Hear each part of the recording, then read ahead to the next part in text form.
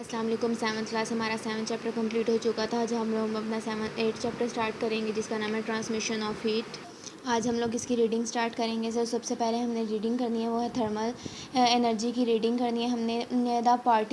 The small particles that make up matter are constantly moving, they have kinetic energy. वो छोटे छोटे particles जो matter से बनते हैं वो कॉन्स्टेंटली मूव करते रहते हैं, मुसलसल चलते फिरते रहते हैं, घूमते रहते हैं। दे हैव काइनेटिक एनर्जी, क्योंकि वो क्यों मूव करते हैं, उनके पास काइनेटिक एनर्जी मौजूद होती है। The kinetic energy of particles in matter are called thermal energy. जो काइनेटिक एनर्जी इन मैटर के इन पार्टिकल्स के अंदर मौजूद होती है उसे थर्मल एनर्जी कहा जाता है। ये थर्मल एनर्जी की डेफिनेशन है।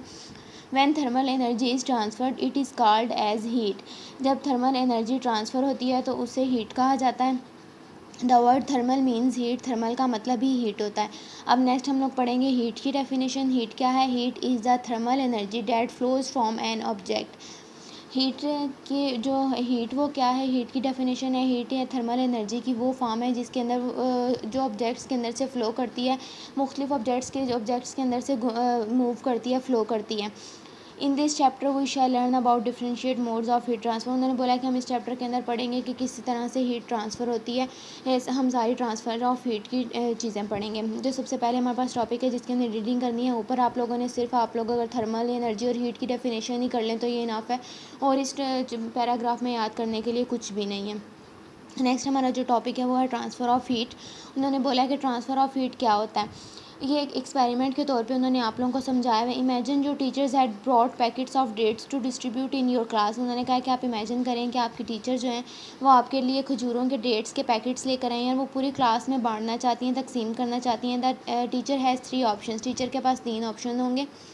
The teacher can give a packet of dates to first student and ask him and her to pass on to the next student and the next student passes further. उन्होंने क्या कहा है कि teacher के पास एक ऐसा option है जिसके अंदर टीचर वो जो पैकेट है डेट्स का उसको एक स्टूडेंट को देती है और उसको कहती है कि आप नेक्स्ट स्टूडेंट की तरफ पास करते रहो, एक दूसरे को पास करते जाओ। In this way each one of will receive a packet without moving from your place. इस तरह से कि उन्होंने बोला कि फ़र्स्ट ऑप्शन में हमारे पास ये उसका नतीजा निकलेगा कि किसी भी स्टूडेंट को मूव नहीं करना पड़ेगा, वो अपनी सीट पर मौजूद होते हुए अपना पैकेट ले लेगा। The teacher can ask student to line up and come to his table one by one.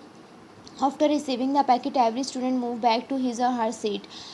या तो दूसरा ऑप्शन जो टीचर के पास होगा वो ये होगा कि वो अपने तमाम बच्चों को कहे कि वो एक लाइन अप हो जाए, लाइन बना लें और वन बाय वन टीचर के टेबल के पास आएँ और उनसे पैकेट लेके वापस अपनी सीट्स की तरफ चले जाएँ। इसमें ये होगा कि तमाम स्टूडेंट्स को मूव करना पड़ेगा। The teacher can just throw a packet towards each one of you receive without any movement of your part, much the same way heat energy transfer from the hot body to the cold body. उन्होंने कहा जो third option हमारे पास वो होगा वो ये होगा कि टीचर खड़ी हो जाती है और वो हर बच्चे की तरफ फेंकती है, थ्रो करती है पैकेट को और हर बच्चा उसे रिसीव कर लेता है। इस तरह से उनकी दोनों तरह से मूवमेंट स्टार्ट हो जाएगी। टीचर को भी मूवमेंट शो करनी पड़ेगी और बच्चों को मूवमेंट उसको रिसीव करने के लिए मूवमेंट शो करनी पड़ेगी। इसी तरह से जो हीट है वो ट्रांसफ़र होती है हॉट बॉडी से कोल्ड बॉडी के अंदर। नीचे उन्होंने डेफिनेशन दिया transmission of heat. The transfer of heat energy from one object to the other is called transmission of heat. अगर इस टॉपिक में से आप लोग सिर्फ ये डेफिनेशन ही कर लें तो ये इनफ है। ये आप लोगों को जो ऑप्शन दिए हैं ये सिर्फ समझाने के लिए दिए हुए हैं।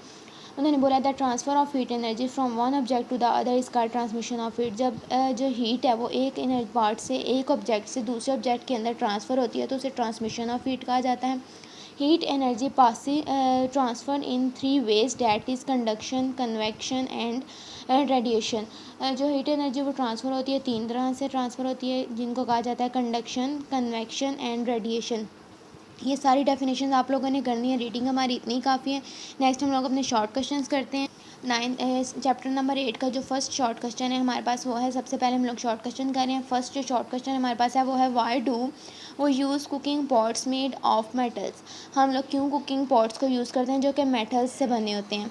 We use cooking pots made of metals because they are good conductor of heat. क्योंकि वो गुड कंडक्टर ऑफ हीट होते हैं इसलिए हम लोग मेटल्स के कुकिंग पॉट्स यूज़ करते हैं। What is the convection current? Convection current क्या है? The upward movement of warm water and downward movement of colder water is called convection water. Upward movement हो रही है गर्म पानी की और डाउनवर्ड मूवमेंट हो रही है कोल्डर वाटर की, इसे कन्वेक्शन वाटर कहा जाता है। उसके बाद है विच सरफेस अब्जॉर्ब मैक्सिमम हीट, वो कौन सी सरफेस है जो कि मैक्सिमम हीट को अब्जॉर्ब करती है अपने अंदर। The black surface absorb maximum heat, जो ब्लैक सरफेस है वो ज़्यादा अमाउंट में हीट अब्जॉर्ब करती है। Why do we use woollen clothes blankets during winter days, हम लोग सर्दियों के मौसम में ब्लैंकेट्स और वुलन क्लॉथ्स वगैरह हैवी कपड़े क्यों पहनते हैं जो कि हमें गर्म रखते हैं, क्यों पहनते हैं, इसका रीज़न बताया गया है। We use woollen clothes and blankets during winter days because they slow down the transfer of heat, क्योंकि ये हमारे जो ट्रांसफ़र ऑफ हीट है उसे स्लो डाउन कर देते हैं, कम कर देते हैं। What is the advantage of gliding flights for the birds, gliding flight का क्या एडवांटेज होता है परिंदों के लिए। The advantage of gliding flight for a bird is that during a gliding flight a bird does not move its wings, advantage gliding flight का क्या होता है कि जो बर्ड है उसको अपने विंग्स वगैरह मूव नहीं करवाने पड़ते, उन्हें इसकी ज़रूरत नहीं होती। But glides on wings current and save it's a lot of energy, जो है ना ग्लाइडिंग के ज़रिए वो विंड के करंट को यूज़ करते हैं और बहुत ज़्यादा एनर्जी इस तरह से उनकी बॉडी से सेव हो जाती है। आज के लिए इतना ही काफ़ी है। अल्लाह हाफिज़।